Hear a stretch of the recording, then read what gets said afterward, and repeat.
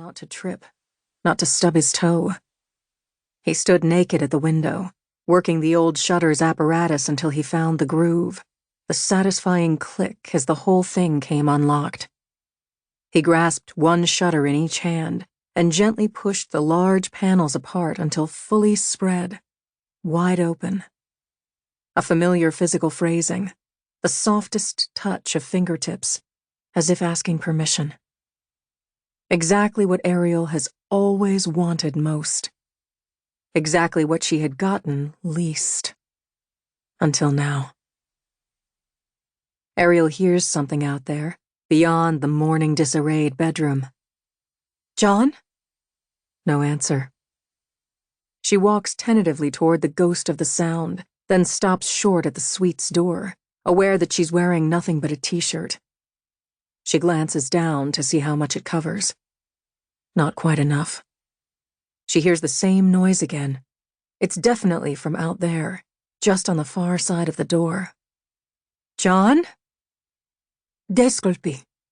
It's a woman's voice, muffled by the door. "Servizio di limpeza."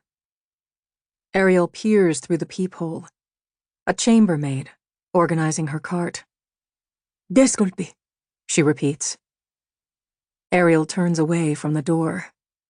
She looks around the sitting room, whose walls are painted a shade of pale gray that's so luminescent it's like being inside an oyster shell.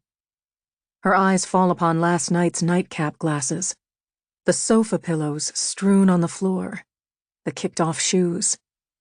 The couch is where they'd started up, still clothed but unzipped, unbuttoned, pushed aside, caressed and fondled, licked and sucked, knees bumped and rug-burned until John said, "Let's move to the bed," his voice quavering with excitement.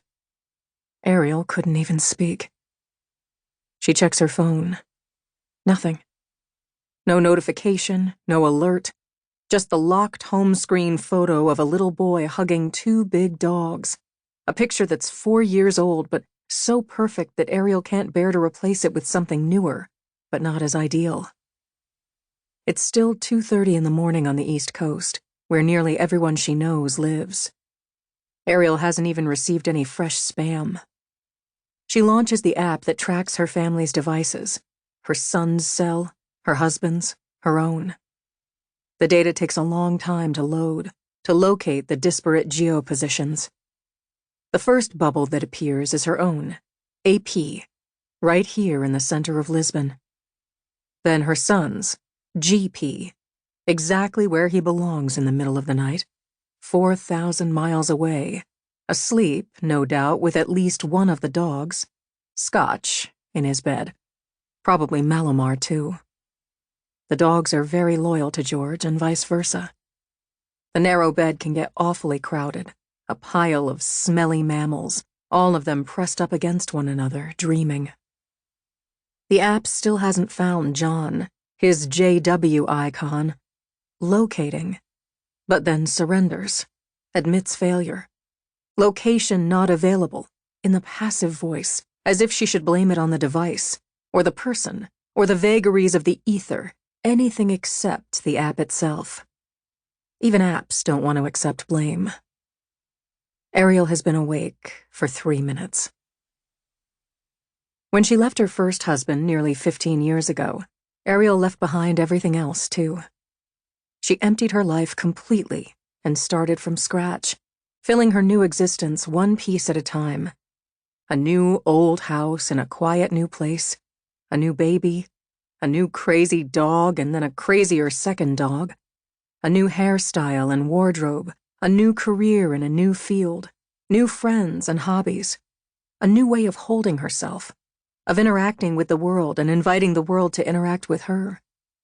She no longer wanted to move through life first and foremost and always and only as an attractive woman. It was just recently that she realized she was ready to add the final new piece, to complete her full new life, which wasn't so new anymore, and maybe not quite full enough. She can't help but wonder if she conjured John from her desire, or if it was the other way around. He had remained standing at the window for a long time last night, uplit.